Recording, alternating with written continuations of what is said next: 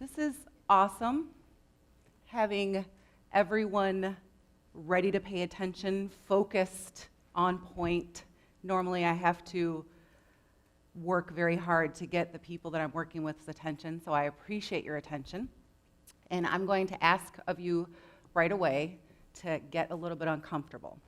So first thing, I'm going to ask you to close your eyes and just kind of get in your body. And if you are a youth here today with us, I want you to try and think of a single word feeling that sort of captures how you feel, not think, but how you feel about being a youth. If you're an adult, I want you to do the same thing. Think of a single word feeling that captures how you felt about being a youth. Just one word, it needs to be feeling. Open your eyes. I'm going to ask just one adult to shout out what their one word feeling is. Just one adult, shout it out. Their one word feeling that captures how you felt about being a youth. Scared. Man, it's almost like I asked them to say it. For a youth in the audience, I'd like to ask you, just anyone, just shout out how you feel about being a youth. One word. Any youth? Relieved? Okay, good. That's good stuff. Okay, so this is sort of a shorter version of an activity that I used to do with youth and their parents. And I share it with you because in my mind, it really captures the dynamic of adults and youth working together. And it does so because of this. 90% of the time when you ask adults how they feel about being youth, they share a negative word, a negative feeling. And 90% of the time when you ask youth how they feel about being youth, they share a positive feeling, a positive word. And in my years of working with adults and youth, I sort of brought it all down to these two simple sort of ideas. And one of them is adults feel pretty afraid. They feel the feeling of fear about their own youth and the youth in their lives. And youth feel excited. They are excited about being youth. Even when they talk about the things that are scary, they're excited about them. So these two feelings are always going, and they're always sort of like bumping up against each other. And in the space in between those two feelings is amazingness, okay? So I'm going to talk just a little bit about working with youth in partnerships. I want to quickly define what these words are: youth, partners, worthy. So youth, I'm talking about people that are in the age range anywhere between 12 and 20. Don't overthink it. They could be 22 if that fits with your kind of perception of youth. Worthy. The idea of worth or worthiness is about having value, right? So that's how we're going to be thinking about it as we move forward here. And then this thing about partnering. This is the challenge here, because most of us have young people in our lives, and we deal with them, and we even work with them maybe, but we don't necessarily see them as partners.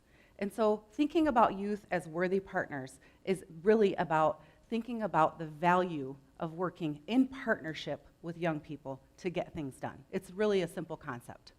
When I was actually looking up the word partner, I found a nautical definition that I just thought was such an awesome visual, which is the joining together of these wooden parts to sort of make something stronger. I love that. It actually showed a picture of a deck and the grooves coming together. So I thought that was kind of cool. I want to just first make my case about why. Why should we partner with youth? There's so many adults that are out there ready to partner with us. Two reasons, two primary reasons. There's lots of other reasons, but the two I'm going to share with you today are the first one. It's good for us. There's a ton of research around like just what happens actually from spending time with young people, that it's good for older people. By older, I'm putting myself in that category. So if you're in that category, don't feel alone, okay? It's good for us. There's actually some very specific research that was done at UC Berkeley by this amazing woman with mice, where she really was looking at sort of brain development, brain growth, and she looked at the phenomena of what happens with older mice who have younger mice in their life, right? And she found that the older mice that had younger mice in their life had bigger brains than the mice that just hung out with the old mice. Okay, I'm about having a bigger brain. I'm about that. Like, sign me up, right? The second reason why I think it's important that we open our minds, our lives, our willingness to working in partnership with youth is that, like it or not, they're a powerful force for shaping every aspect of our lives. They have control over so many things that influence every single piece of everything we do. They shape popular culture. They shape social norms. Leggings are proof of that, right? Okay? They shape our economy. They have all this power. I don't know about the other adults or older people in this room. I want to be at the table for that. So I am highly motivated to partner with youth. So having said that, I wanted to share a little bit about myself. I never planned to work with youth. I didn't really like being one. Couldn't wait to be a grown-up. My husband jokes and says that I was born an old lady. He says, it's the weirdest thing. Most people go through life working really hard to act like grown-ups. He says, you are just always been a grown-up, right? And it's true. I'm an old person, and I used to be an old person trapped in a young person's body. Now I'm an old person trapped in a middle-aged person's body. I never planned on working with youth. I couldn't wait to be a grown-up. I went away to college. I actually grew up here in West Michigan. Couldn't wait to get out of West Michigan. Couldn't wait to be a grown-up, spread my wings. Graduated from University of California, Berkeley, got my degree in English literature, felt really fancy. Didn't know what I wanted to do with my life. I actually took a job as a flight attendant, but that's a different TED Talk. What I'm going to share with you is my experience of working as a community educator, which is primarily focused around working with youth. So after I left that job, I went to work for a nonprofit, and I was hired as a community educator. And I actually thought that as a community educator, I would be working with adults, and primarily women because of the nature of the organization. And I was a hardcore, staunch feminist. I was ready to do this work with women. I thought there's so much good work to do, let's get down to it.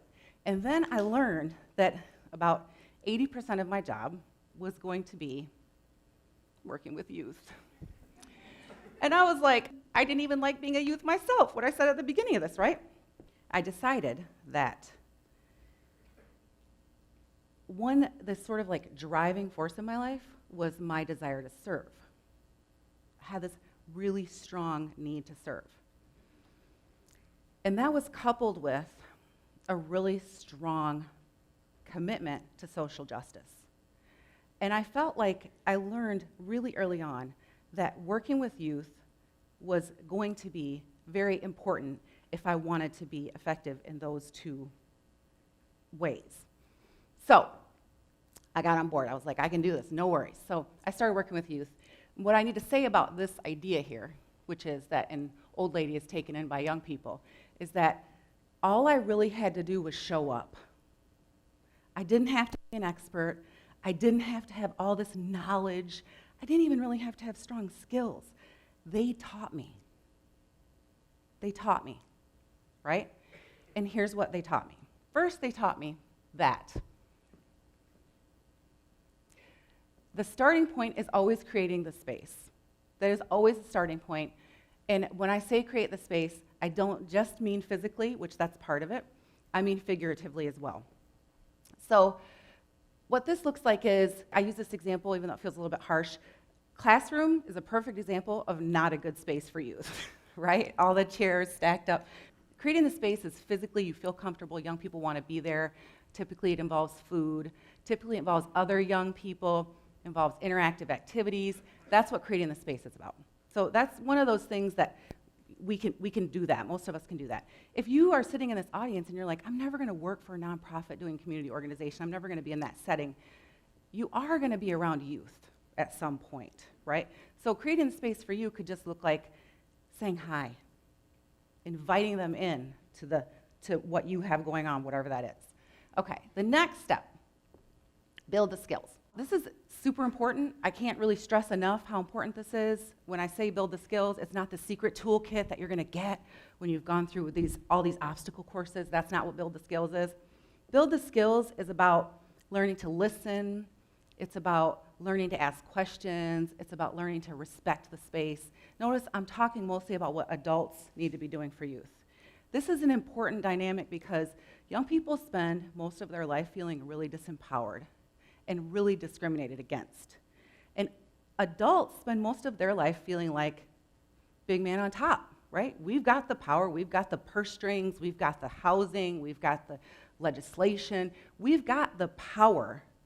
So a lot of building the skills is about learning how to create a more equal environment. The next thing we have to do is we have to practice the skills. Notice the statement with grace. Together with grace. So the word grace means I didn't earn it, right? That's my definition of grace. It means someone just gave it to me freely. And what that means is that when adults and youth come together and work in partnership, there needs to be a lot of grace there because we're going to mess up often. And we need to know that we're going to be forgiven. And young people need to know that from the adults in their lives. So I'm going to share a little story with you. It's a story that most people wouldn't share in this setting in a way that's being recorded, okay? But I'm going to share it because it's an example of my commitment to continue showing up to learn and to occupy that space between excitement and fear, right? And the story goes something like this. Working with a group of young people, and one of the young women, we did this activity at this camp that we go to for leadership development, and it's called the Da Vinci Bridge activity. And the young people have to build this bridge together. It's a teamwork activity. It's really hard. They have to use their communication skills. The role of the adults in this activity is to ensure that the space is safe. Ensure that the young people are really working together, provide support while they're working on the activity. Get all done with the activity. I've done this many times, right? And the young people, when they finish, as sort of like the climax, they walk over the bridge. It's like, we built this bridge together, yay, right? Now we're gonna walk over it because we're awesome. And this young woman didn't want to walk over the bridge. She was a little bit overweight, and she was like, there's no way I'm walking over that bridge, right? And her peers were like, you got this, let's do this. You helped build it, you gotta walk over it. So finally she decides to walk over the bridge. The bridge broke. I wanted to die. I wanted to lay down and die, okay? But what did I do when the bridge broke? I said to her, man, that is a total bummer. I cannot believe that just happened. We stepped out, we talked a little bit, I listened. I said, I can't believe the bridge broke. I've done this activity a million times, bridge is never broken. It's my job to make sure you're safe. I'm really sorry this happened, right? I'm sharing this story because that was hard. That was hard for all of us. But you know what we did? We had the skills. We talked about it. We worked through it. We all learned. I learned I'm not in control of every little aspect. She learned you can take the risk, the absolute worst thing can happen, and you can survive it. We all learned how to support her. We all took that away from that experience. So I share that because even though it's really hard, I feel like it's really important. Because this work with youth is really hard, and it's really important. At the end of all of those things, you go back to the space of creating the space again, right? We're going to come back together, we're going to reflect, we're going to talk, we're going to regroup, we're going to revive, we're going to restart. As I said, it's not easy. It's not like for the faint-hearted, but it's worth it. It's so worth it. Not just for the young people that we serve, for ourselves, for the young people that we owe. As you leave here today, I'm going to invite you to think about how you can create the space, how you can build the skills, how you can practice the skills. What are some ways that you could be partnering with young people rather than telling them what to do and not listening to what they need? How can you create the space to partner with the young people? They have the energy, they have the innovation. Give them the space.